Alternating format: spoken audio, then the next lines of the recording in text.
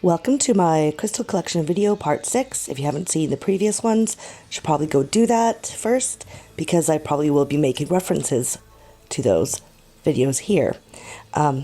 So we are part 6 out of part 10, meaning that we are going to be a little over halfway done at the end. So we're getting there. All right, let's begin.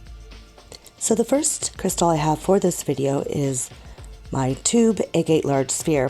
Obviously, tube agate is characterized by this tubular pattern, and in case of this crystal, this agate, we have this black chalcedony, which is very unique coloring that you don't always find. This piece was actually found around the same area in Madagascar near the Ocean Jasper mine, which is the other sphere that I showed you in the previous video, my Ocean Jasper sphere. So around that area. Up next is something I had shown previously in a combo piece, but not by itself. And it is also featured in my top 5 favorite mineral crystal list. And that is my fibrous malachite specimen. Malachite can be a little pricey, even though it is common and exists in all corners of the earth.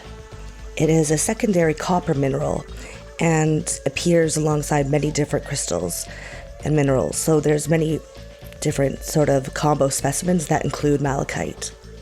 If you were to cut and polish it, it actually looks banded in various shades of green, almost appearing as if it were a banded agate. It's not, but it appears almost like it could be.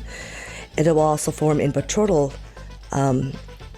clusters like you've seen in my first video, if you saw that first video where I showed off my golden healer botryoidal malachite. There's a lot of scaremongering when it comes to malachite being, super poisonous and all that, but you should be fine. I mean, maybe after handling raw malachite, you can rinse your hands, but other than that, you should be okay unless you're cutting and carving and all that. Just don't be a weirdo and lick it and you should be fine. And that's just because, with raw malachite, some particles might, come off, and you don't want to be touching your eyes or mouth or whatever because you can get copper poisoning. But that's only if you ingest copper, the malachite, because it's so copper heavy. When it's cut and polished and all that, yeah, you're fine. You're fine. Personally, I love fibrous raw malachite because of its very chrome-like finish, but it also sort of has this velvety texture to it, or at least it looks like that.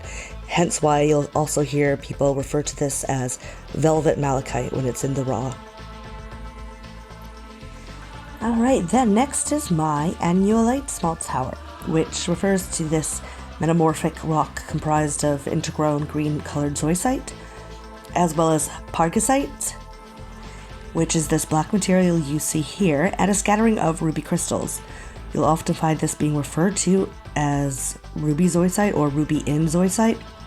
And this particular variation of zoisite with this pargasite and ruby is only found in Mandara, Tanzania. Yeah, and it's really pretty.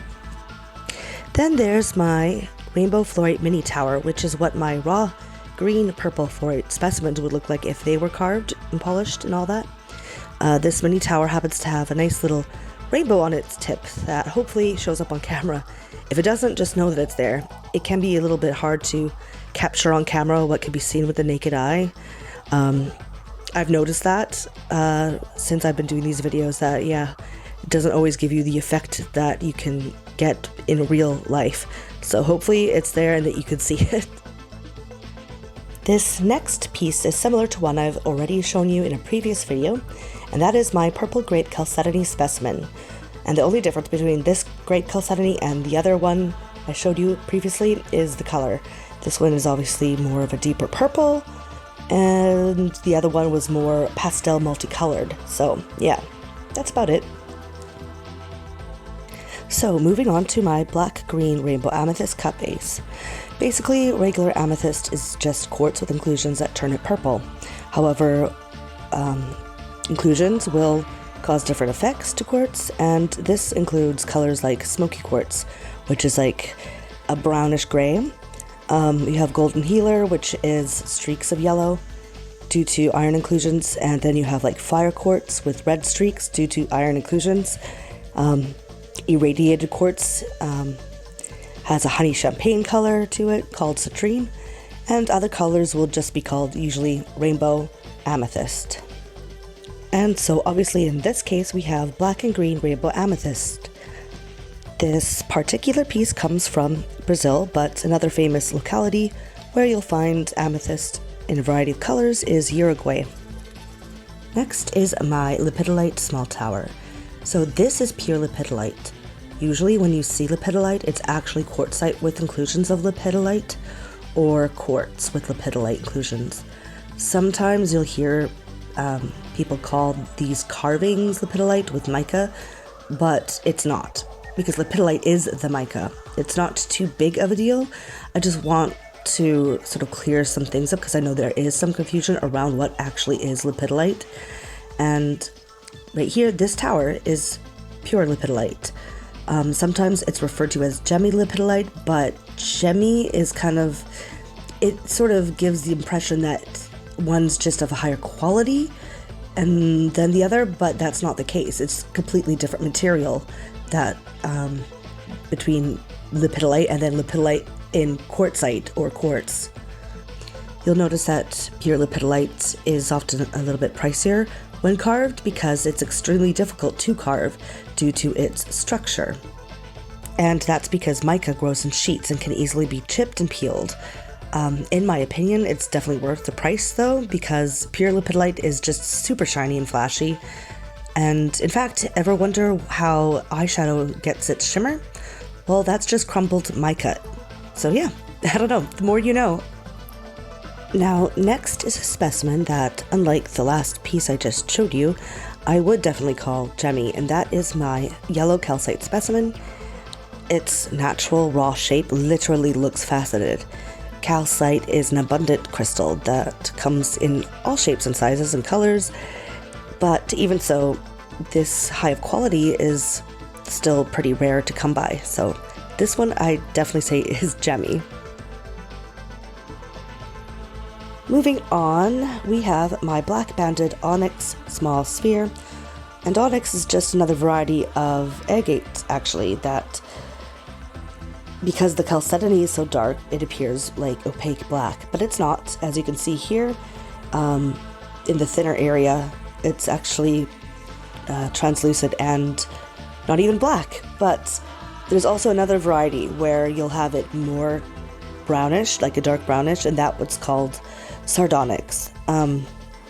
This gets mislabeled as well with calcite when it's in different colors. So you'll see, green onyx or blue onyx, and it's just actually banded calcite, so not onyx, because calcite is a completely different structural form to quartz, as well as different chemical compositions and mineral compositions. So yeah, those colored onyx aren't onyx, it's calcite. And then next is my snow quartz small cut base, which is basically clear quartz mixed with milky quartz, which is white quartz. And that's all. It's found everywhere, all over the world. And however, even though it's very common, it's still very pretty. And so yeah, I still have it in my collection. And that is going to do it for now. Be on the lookout, obviously, for part 7. Kind of try to whip out these videos pretty frequently, and then I think I'll be doing a few unboxing crystal videos as well, so yay, more content. But anyways, I'll see you later. Bye.